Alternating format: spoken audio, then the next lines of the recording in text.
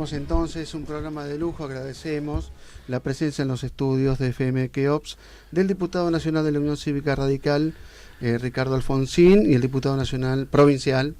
Algún día serás nacional, Diego Robela. Vamos por Alfonsín. ¿Cómo le va? ¿Todo bien? Bien, Martín, muchas gracias. Bueno, Diego Robela, que no sé, podemos decir que hoy es un día particular, pero bueno, lo festeja con la política.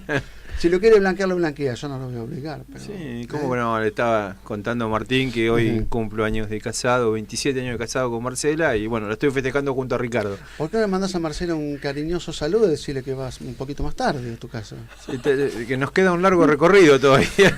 Me imagino Marcela diciendo, y encima por radio me dice esto. No, y además que se prepare Marcela porque vamos a ir. ¿Van a comer? A saludarlos todos. ¿Van a ir a cenar a la casa de Marcela? Pero somos nada más que 45. ¿no? Más o menos. No, si bueno, quiere... preparándose en la carrera para algo que es importante, que forma parte del cotillón político histórico de la República Argentina, las famosas internas radicales, ¿no? Sí, nosotros tenemos la costumbre, digamos, de resolver democráticamente las conducciones de los comités. A veces hay acuerdos, a veces no, y cuando no hay acuerdos se tiene que resolver de la manera más democrática, a través de una convocatoria de elecciones en la que los afiliados participan y deciden con su voto quién será el que los tiene que conducir. En este caso yo soy candidato presidente del Comité Provincia, Juan Manuel Casella es candidato a delegado al Comité Nacional, y acá en La Plata estamos con la lista de Marcelo Uriarte, el doctor Uriarte, con la lista de Marcelo Viñes. Han estado ahí, donde están ustedes sentados, han estado acá justamente hace unos días. Y además quiero destacar un gran amigo realmente, una gran persona, a quien yo le estoy muy agradecido porque ha sido conmigo muy generoso y muy solidario, Mario Irigoyen. Mario Irigoyen, el ex diputado provincial, ¿no? Sí, señor. Justamente. ¿Por qué tan importante la presidencia del Comité Provincia, teniendo en cuenta que el radicalismo en los últimos años perdió por ahí su protagonismo exclusivo en lo que hace el marco de un sistema de bipartidismo? Bueno, precisamente para recuperar el protagonismo de la Unión Cívica Radical. Yo creo que es necesario poner en marcha una serie de iniciativas orientadas todas a recuperar esa autoridad que supo tener el partido, a recuperar el prestigio y el reconocimiento de la sociedad. Me parece que no podemos simplificar que las causas de ese alejamiento, de esa distancia de la sociedad respecto de la Unión Cívica Radical no tienen que ver solamente con el 2001. Creo que hay cuestiones bastante más complejas, tienen que ver con la comunicación, tienen que ver con la militancia, hay que asumir nuevas formas de militancia, debemos demostrarle a la sociedad que estamos no solo en conocimiento de los problemas, sino en conocimiento de las soluciones a los problemas que la sociedad nos transmite, que somos capaces de seleccionar los mejores candidatos, de que somos capaces de detectar a quienes no tienen la suficiente vocación de servicio o la dedicación necesaria o las conductas intachables que deben tener quienes hacen política. En fin, hay una serie de actividades que hay que venir desarrollando, que hay que ir desarrollando. Se van a dar los primeros pasos, después otros tendrán que continuarlas. Si no las continúan, no sirve lo que hagamos ahora en 2 años. Hoy usted en una conferencia de prensa dijo, y me parece que por ahí no sé si lo tiraba para un título, que bienvenido sea, porque los periodistas estamos justamente queriendo títulos permanentemente, pero como terminando de definir el espacio UNE, donde está la Unión Cívica Radical, es decir, quienes no quieran más de lo mismo y quienes no quieran volver a los 90.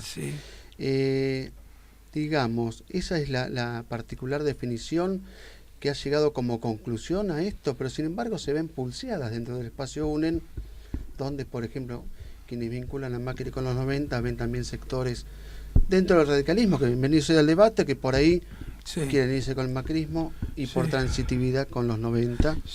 ¿Cómo explicar esto? Es que, bueno, precisamente, yo creo que hay un 30% por lo menos de argentinos que no quieren ni más de lo mismo, es decir, no quieren el oficialismo,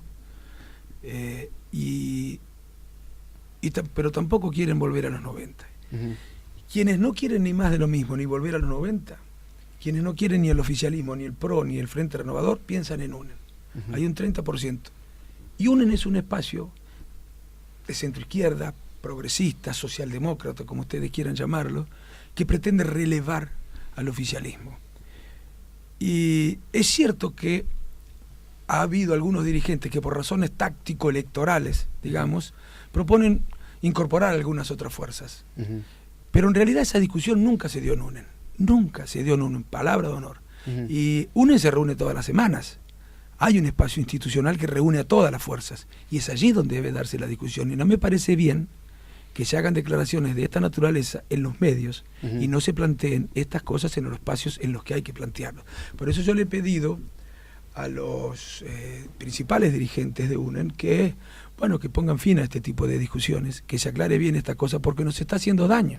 Porque ese 30% que no quiere más de lo mismo, ni quiere volver a los 90, se desorienta cuando algún dirigente dice que hay que incorporar al PRO, que representa un regreso a los 90, aunque nada se repite exactamente, no es una simplificación, pero genera confusión, y además de generar confusión, y por eso nos complica, además se nos hace aparecer como contradicciones, como fisurados, o con mucha contradicción, y eso tampoco es bueno. Gracias a Dios todavía no nos ha afectado. Yo escuché de parte de algunos de quienes comparten su espacio, este tema de negar a Macri por la cuestión de la conveniencia cuantitativa, de si me suman más puntos en la encuesta, más votos. Pero sin embargo, se dicen que el UNEN es progresista y nada que ver con Macri en lo filosófico. Sí. Me parece que no es confundir a la opinión pública el tema ese, porque digamos, si Macri en vez de 10 puntos les aportara 20, ¿harían la alianza? No. Está bien, claro, está bien. Lo que decimos nosotros que eso no se puede juntar el agua y el aceite para gobernar desde la presidencia de la República. No se puede gobernar. Nosotros pensamos que son fuerzas distintas, que representan cosas distintas. Se imaginan en la campaña formando parte de un mismo frente y diciendo cosas contradictorias. Eso no sería difícil de entender. Pero más allá de estas cuestiones que tienen que ver con lo ideológico y con lo programático, ni siquiera desde una perspectiva pragmática, puramente electoralista, es lo más inteligente. Ni siquiera desde ese punto de vista es lo más inteligente. Cuando Elisa Carrió dice que hay que sumar al PRO por razones de orden táctico electoral, yo digo que se equivoca, porque ni siquiera desde ese punto de vista es lo más conveniente, porque queda demostrado que si nosotros sumáramos a fuerzas que nada tienen que ver con nosotros para gobernar desde la presidencia de la República, sea el PRO, sea el Frente para la Victoria o sea el Frente Renovador, nosotros caeríamos en las encuestas. Nuestra fortaleza es que no somos ni más de lo mismo ni volver atrás, y es necesario hacer un esfuerzo para que la sociedad comprenda que lo mejor que le podría pasar al país, para decirlo por la negativa, es no volver al pasado ni más de lo mismo. Nosotros somos la alternativa, ese es nuestro trabajo, el que tenemos que hacer. Bueno, y ya explicó todo lo que tenía que explicar con el capítulo Macri, y vamos al otro extremo. No somos más de lo mismo. Sí. Y el más de lo mismo es más del kirchnerismo. Sí. Y tiene que demostrar que son más progresistas que quienes se dicen progresistas en el gobierno. Sí. ¿Difícil examen para dar ante un electorado progresista? Yo creo que no, que cada vez se da cuenta más la sociedad que el progresismo del oficialismo ha sido más de ocasión, sin convicción, declamatorio. Si no, fíjese usted, han ocurrido cosas importantes, ha habido mejorías importantes y nosotros nos alegramos, pero han sido más que nada efecto derrame, consecuencia del crecimiento de la economía. Fíjese usted, la educación es importante, ¿no?, para cualquier partido progresista. La salud pública es importante para cualquier partido progresista. La distribución del ingreso para cualquier partido progresista es importante, y un capítulo central en la distribución del ingreso es el sistema tributario. El sistema público de transporte es importante para un gobierno progresista. En ninguna de estas cosas hemos mejorado.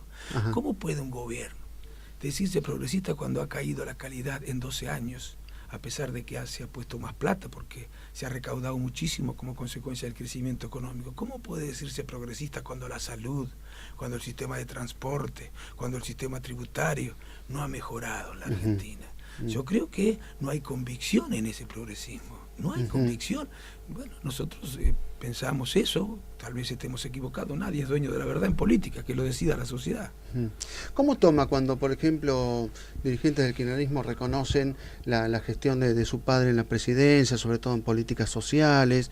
Yo le he escuchado a un ministro de la presidenta hablar la famosa frase que después terminaron cuestionando: con la democracia se come, se cura y se educa, sí. O planes como el Plan Alimentario Nacional, y demás, ¿no? El otro día dijo un funcionario muy importante en una reunión con varios militantes del Frente para la Victoria, aunque no fue filmada, tenemos que hacer una autocrítica a los justicialistas porque fuimos funcionales a las corporaciones, desestabilizando el gobierno de Alfonsín. Bueno, yo me alegro, espero que sea sincero y que no sea simplemente retórica electoral, espero que sea sincera y que realmente estén comprometidos con una visión progresista, el justicialismo, a la que hay que adherir además una visión republicana, porque todavía en eso dejan mucho que desear, y que no ocurran más cosas como las que ocurrieron en los 90, porque en los 90 fue el vehículo, digamos, el justicialismo para imponer en la Argentina la revolución conservadora que se estaba dando en Inglaterra o en los Estados Unidos y en gran parte del mundo. Los mismos que hoy nos están gobernando fueron los que aplicaron aquellas recetas del Fondo Monetario Internacional, del Consenso de Washington. Hace poco leí un libro escrito por Capitanich, donde elogiaba fíjense, elogiaba las políticas del Fondo Monetario Internacional y del Consenso de Washington. Los mismos que hoy nos están gobernando, hace 15 años nos decían que lo mejor que nos podía pasar era que se privatizara todo, que se desregularan todos los mercados. Por supuesto que se puede equivocar cualquiera, yo no creo que lo hicieran a propósito, pero entonces un poquito más de humildad. La política necesita humildad, del oficialismo y de la oposición también. Yo me ponía a pensar, a recordar el tema de que qué difícil es discutir con el justicialismo. ¿Lo ve difícil discutir con dirigentes justicialistas desde el punto de vista que cuando usted les recuerda la época de la presidencia de Menem no se hacen cargo? Sí. Y sin embargo a usted le pueden imputar lo que fue la presidencia de la Rúa. Sí. No es difícil discutir con el justicialismo. Es difícil discutir cuando una sociedad no está desinformada, porque a mí no me preocupa discutir para ganarle la conversación a un dirigente que piensa distinto que yo. Lo que me preocupa es que la sociedad escuche todas las campanas, que escuche un debate para poder formarse opinión. Y en todo caso, no sé si tiene interés la sociedad en discutir, en conocer, en saber cómo fueron las cosas en Argentina. Una proporción, digo, no sé si no tiene. Eso me parece más complicado.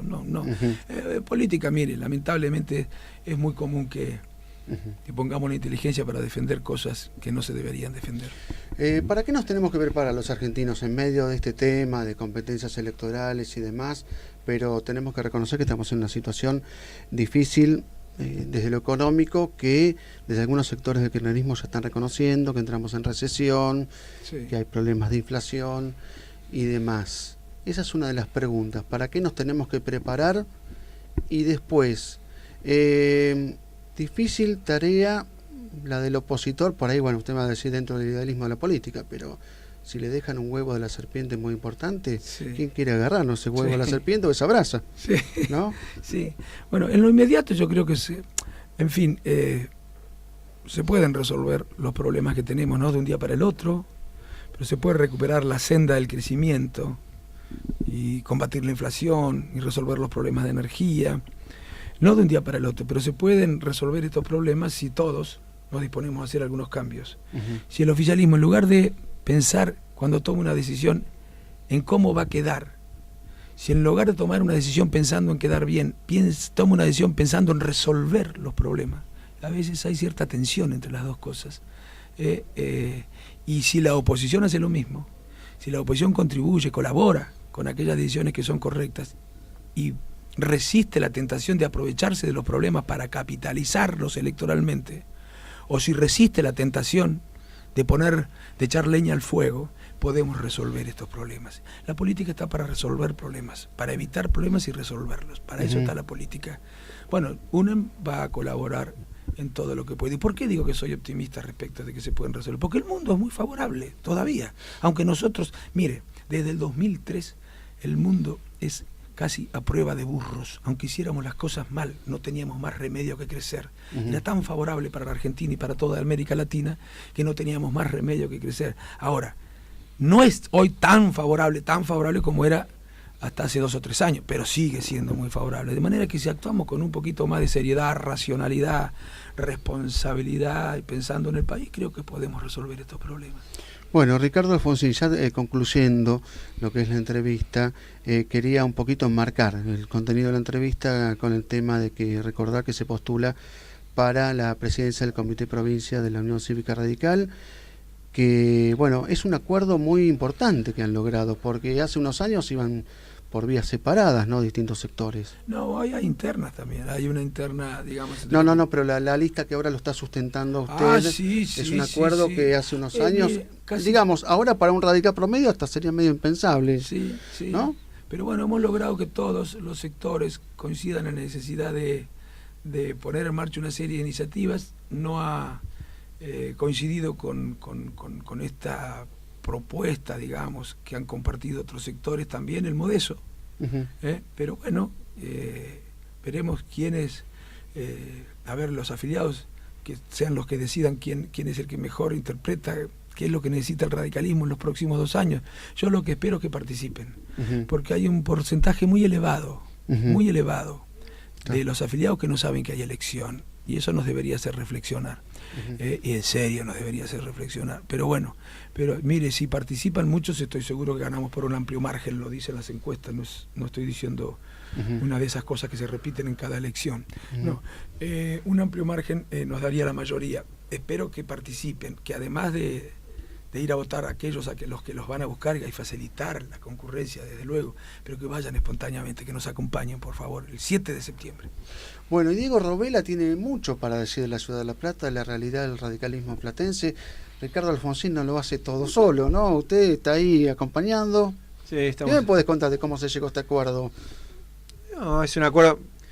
Estamos con los amigos de la CON, ¿a eso te referís? Con gente que militamos con muchos de ellos hace casi 30 años en común. Entonces, viendo la necesidad de que el partido de la Ciudad de La Plata cambie, de recuperar un electoral de La Plata, creemos que tenemos la posibilidad de crear un partido fuerte. Y en este partido fuerte convenimos con los sectores que pensamos igual, en la importancia del partido de la Ciudad de La Plata, junto con la gente de la CON, la JR en Lucha, recuperación radical, y bueno, nosotros que somos el Morena, el balvinismo, encabezado por Mario Irigoyen y algunos grupos de otros amigos más, en confluir en una lista en común. Cada uno ha tenido un sector protagónico, ¿no? En cuanto a encabezar listas o tener una composición mayoritaria en una lista, ¿no? Sí, hemos armado listas. A cada uno los usa, como decía Ulpiano. Sí.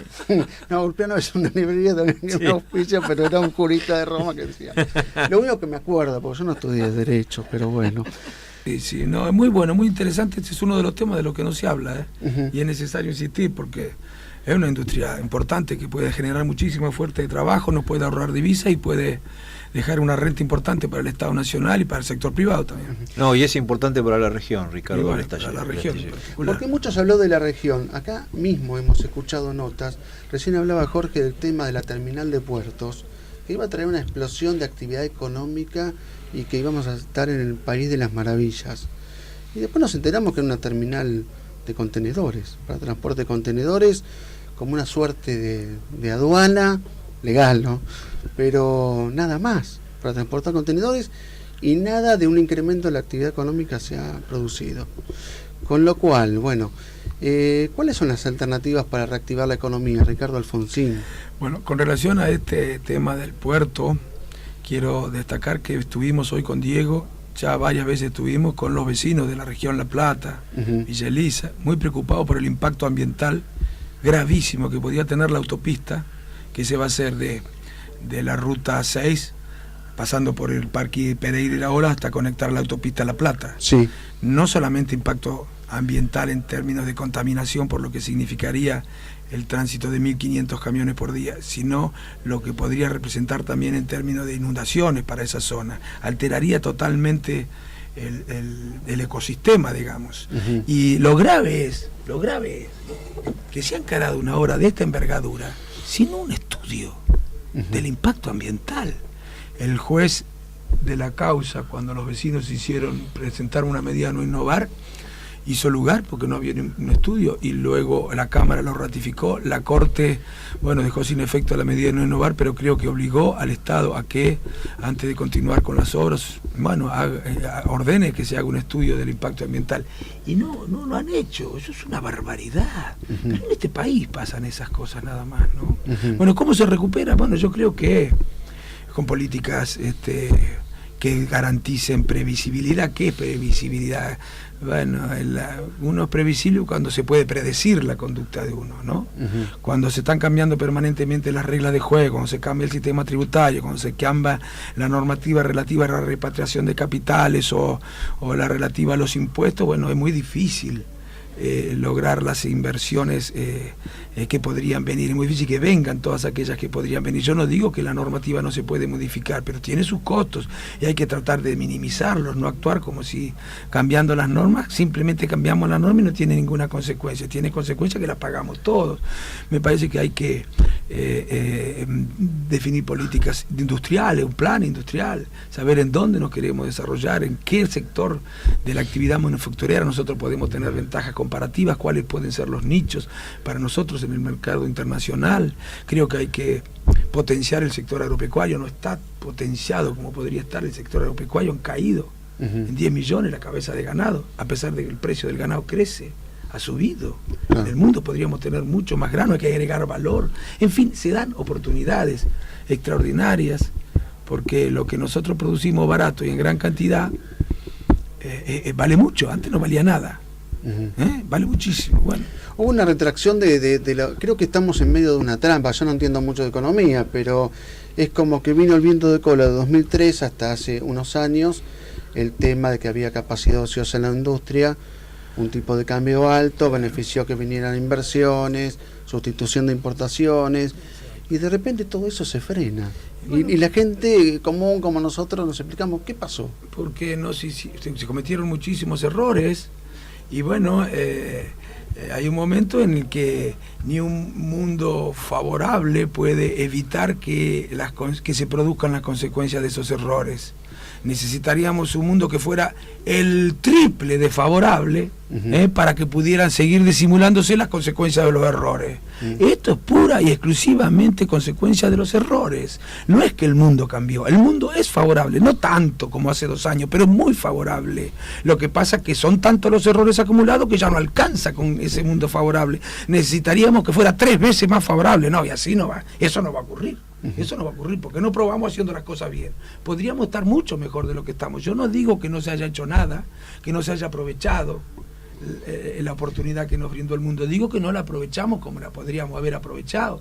Ninguna de las cosas que se han hecho era incompatible con que además tuviéramos mejor educación, mejor policía, mejor justicia, mejor sistema tributario, una estructura productiva más diversificada. Todo esto también se podía haber hecho, además de lo que hizo. ¿Y por qué no se hizo? Porque no pensaron en el país, porque no pensaron en serio, y porque son impericia en la gestión. Impericia y falta de seriedad en la gestión. Y eso es lo más criticable. Tuvieron esta oportunidad extraordinaria que teníamos, no la aprovechó todo lo que podría haberla aprovechado. Bueno, cerramos. Ahora vamos a ir cerrando la entrevista con Ricardo Alfonsín, con Diego Robela. Y usted tocó el tema de la educación. Quisiera cerrar con ese tema, una reflexión sobre la educación. Me viene a la mente alguna reflexión que hizo algún rector universitario, creo que era Echeverri de la UBA, que dijo: a lo único que podemos aspirar en estos años es que, bueno, los adolescentes ya mayores que están ingresando a la universidad tengan buena capacidad de comprender textos y que sepan sacar bien las cuentas. Y a mí me parecía que ahí había un dejo de resignación en todo esto y que hay un enorme desafío para la clase política de justamente volver a épocas más doradas.